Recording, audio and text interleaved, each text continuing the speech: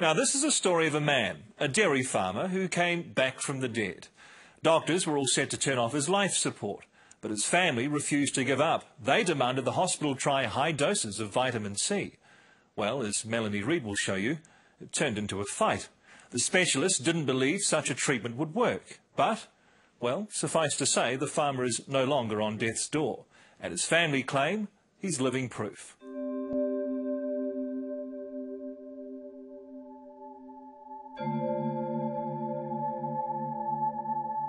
This is Aotearoa farmer Alan Smith in Auckland's intensive care unit shortly before the doctors told his family his life support should be turned off and he be allowed to die.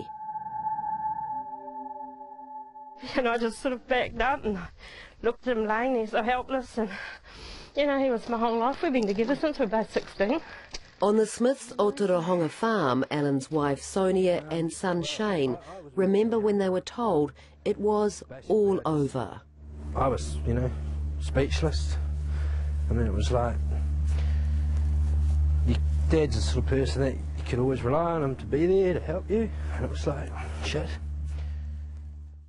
Childhood sweethearts Sonia and Alan were married when they were both 17. They have 3 sons. Their 9th grandchild was on the way when Alan got a severe case of swine flu. He was always there to help us with anything. And it was just, yeah, I mean, what were we going to do? And he wasn't very old, eh? No, only at 56.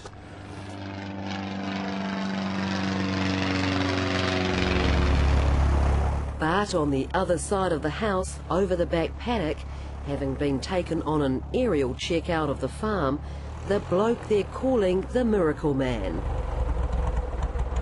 Looking anything but dead. Alan! Hello. You're not doing too bad for a guy that was meant to be 6 foot under. Well, apparently I was supposed to be turned off about over a year ago now it was. Yes. We're going to turn the machine off that was keeping you alive? So we're going to turn the machine off. And Alan Smith's survival has been described as one of the most remarkable and controversial turnarounds in New Zealand medical history. Feel lucky to be alive? I am very lucky. They tell me I'm not a 1 in a million, I'm 1 in a billion to live. Alan's story began on June 28, 2009. He arrived at Auckland International Airport after a fishing trip with mates in Fiji. He caught a connecting flight to Tauranga where his launch is moored and was joined by his wife Sonia. I woke up in the night and he was really hot, so I gave him some Panadol and that cooled him off, but cooled him off a bit much because later on he was so...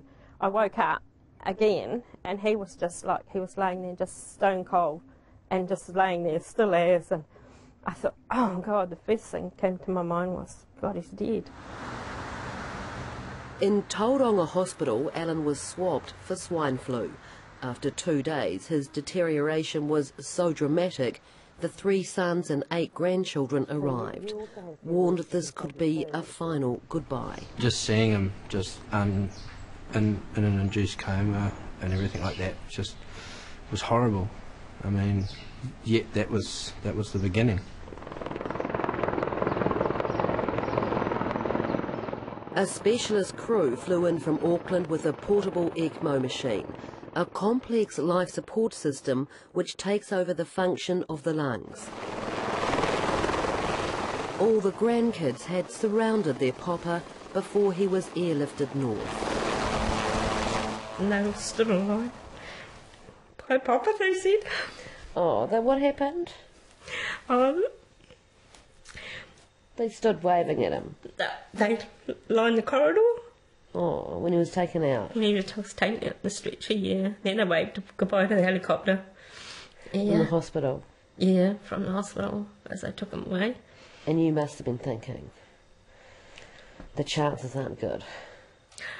Yeah, well, yeah, it was then I was starting to think, well, where are we going to go with this? As Alan lay in a coma in Auckland Hospital, heavily medicated, ECMO and other machines keeping him alive, Sonia began a detailed diary. Saturday, 4th of July. Told this morning that it's 100% swine flu with no other bacteria. He is worst case in New Zealand and Aussie, to be put on an ECMO machine. X-ray chest, whole lungs clouded out. These are those clouded out X-rays. Alan developed what's known as whiteout pneumonia. This is when the lungs can't be seen by X-ray, so full of infected fluids they are unable to take in any air whatsoever. For weeks on end, Alan's condition changed little, hovering close to death. When it got to 3 weeks, it was really getting scary then. Just as the family thought things couldn't get any worse, Alan was diagnosed with hairy cell leukemia. Auckland Hospital notes to the family say, "The type of leukemia Mr. Smith has is potentially treatable if that's all he had. However, with his lung failure, Mr. Smith cannot survive." Monday the 20th of July. United States specialist came. Alan's still same. Asked for meeting at 3 p.m. Told us they were going to turn off life support. While Auckland Hospital refused to take part in this story, 60 Minutes has obtained Alan Smith's medical files and records of that Monday meeting. This morning, we, the CVICU consultants, met and discussed with the ECMO specialist from America, Mr. Smith's situation. The group is in unanimous agreement that Mr. Smith should be removed from ECMO and be allowed to die. Continuing is only prolonging his inevitable death. My brother just stepped in and he said, "No, you haven't tried everything. You've got to try vitamin C, intravenously high doses." And they just said, no. The family pleaded with doctors that Alan be administered high-dose vitamin C, a treatment right outside of mainstream medicine. So what was the doctor's reaction? Oh, they said no because there's no proof of it doing anything or doing anyone any good. Or my mind was just spinning because they wanted to turn him off, and I'm thinking, well, I hope we can get through this. And with that, Paul and Shane walked in. That's your sons? Yes, 2 of our boys. They walked in, and then, they really stood their ground. I said to him, mate, I said, if you lie on that bed for as long as he had without vitamin C, you will die too, just like he's going to.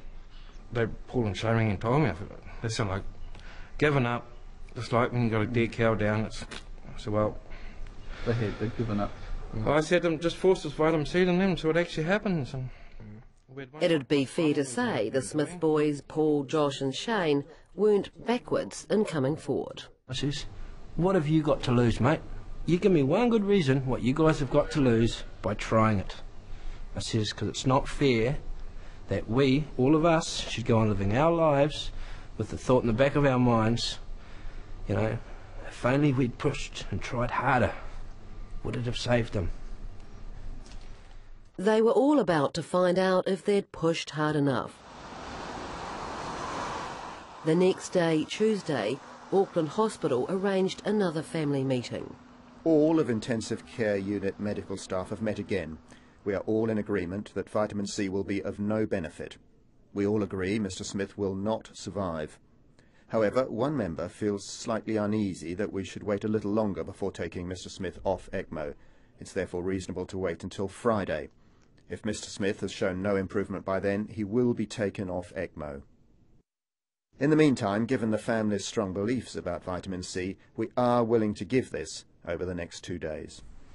So, Tuesday night, he got his first dose of 25 grams through the IV, and Wednesday morning he got another 25 grams. The Wednesday afternoon they did a CT scan on his chest, and that's when they found the air pockets in his lungs, whereas the x-rays had showed just complete white. So Alan's x-rays, before high-dose intravenous vitamin C, so full of infected fluid the lungs can't be seen. This x-ray taken after 2 days of high-dose vitamin C treatment. The lungs dramatically improved and readily visible. By D-Day, the Friday when Alan Smith was destined to die, when the ECMO life support was to be withdrawn, turned out to be the day Alan Smith was destined to, well, maybe, survive. Mr. Smith is stable but still critical. He has improved over the last couple of days. Turning Mr. Smith prone has probably made the biggest difference. His chest x-ray is better. They didn't agree or believe that the vitamin C turned him around, because What did they think turned him around? coincidentally, at the same time as he started getting his vitamin C, they proned him, which was turning him over onto his stomach. So that's their argument on that's why he got better. So Assume it will be, won't we? my question to that is, why didn't you try that before even suggesting to turn the machine off? So less than a week after the high-dose vitamin C was started, Alan had improved to the point that he could be taken off ECMO life support. Sunday 26th July. Got taken off ECMO this morning today, hooray. Seems funny seeing him breathing again. He is taking a few of his breaths on his own. Then, just as the family felt they could breathe a bit easy themselves, Alan's health started to dive. They would find the vitamin C had been stopped. This time, a different consultant was there, and he was just so adamant against it. He sat back in his chair, rolled his eyes and crossed his arms and looked at the ceiling and said, "No, not putting him back on it. No, no." Did he make you feel like a bit of an idiot? He did, and it's the first time everyone hit someone. I got quite serious with that doctor. How serious? The meeting was stopped, put it that way. 3 days later, the vitamin C was restarted, but only very low doses of 1 gram twice a day. So we got them all in one mob, not two mobs? Now, while these King Country brothers certainly don't claim to be medical experts, they say the mucking about with the vitamin C was reflected by the changes in their father's health, and they say you'd have to be a bit thick not to see what was going on. So he was on 100 grams per day, improving rapidly, very rapidly. And then he went downhill rapidly when they stopped it, cold turkey. When he got put back on vitamin C after that heated meeting, it was at a very low dose. And once again he started recovering, but it was a slow recovery. They expected to have him transferred to Waikato in less than a week. It took a lot longer. By early August, still critical and still in an induced coma, but by now breathing on a ventilator, Alan was airlifted closer to home, to intensive care at Waikato Hospital, who, like Auckland Hospital, wouldn't be interviewed. It was here the Smith family found they had another scrap on their hands. A doctor comes on and stops it. And Stops the vitamin C? stops the vitamin C. And says what? And I said, you know, why? And he said, well, this stuff has come down with him and we don't know what it is. So here we go again, another fight. This time they brought in the heavyweights. Wellington public law specialist May Chen warned Waikato Hospital. The decision to discontinue the high-dose intravenous vitamin C treatment without consulting with Alan's family is in breach of Right 7 of the Health and Disability Commissioner's Code of... There was even a threat, wasn't there, that you would go to the High Court? Yes, we would. Well, this is someone's life we're dealing with, not just anything, you know. Once he's dead, he's dead. You can't get him back. And we weren't going to let that happen. So they agreed to give him a couple of grams of vitamin C a day. Yeah. And you wanted him to be on like 50 grams a day. That's right. Yeah. So they kind of said, yes, we'll do it, but didn't really do it anyway. No, that's right. Slowly recovered, and it wasn't until we got some oral lipospheric vitamin C into him, and that's when he once again recovered really fast. After a total of 9 weeks in a coma, Alan eventually was woken, which is when Sonia began administering vitamin C to Alan herself, using a special high-dose oral form known as lipospheric. The next step was meant to be months of rehabilitation. I was taking 6 grams of that a day, of the lipospheric, and of course, when I had to go to rehab again to learn to walk, I was told I'd be there for 3 months. Well, in 3 months, I did not like the sound of that. But I walked out of that hospital in 1 day under 14 days. And even the doctors were absolutely disbelieved that I could come right so quick. Alan was back on the farm recuperating when his neighbour John came down the road calling out to him. Says to me, "Hey, Smitty, you owe me $15. I said, "What do I owe you $15 for, John?" He said, "I went and got me suit dry cleaned for your funeral, and you bugger, you've come back." Get him behind. Alan Smith's comeback is being talked about around the world, described as little short of miraculous. Alan himself says he's living proof the establishment should be taking high-dose vitamin C seriously, and sooner rather than later. And just a short flight away, his launch in Tauranga. You know, Alan, that there will be many health professionals who say that it is not scientifically possible that your recovery is because of having high doses of intravenous vitamin C. Well, they can say what they like, really, because basically I am alive. I was supposed to be dead. They wanted to turn me off. And here I am, I'm alive. Well done. Yeah.